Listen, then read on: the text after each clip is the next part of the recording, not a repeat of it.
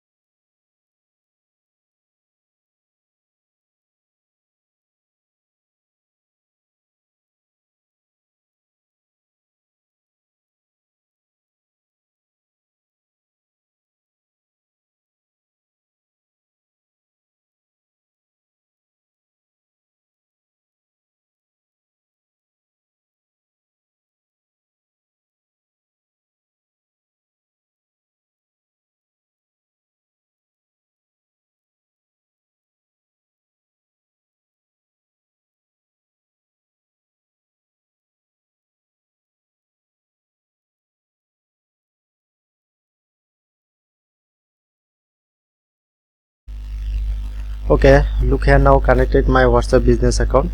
So if in this video helpful, please hit the subscribe button and thank you for watching.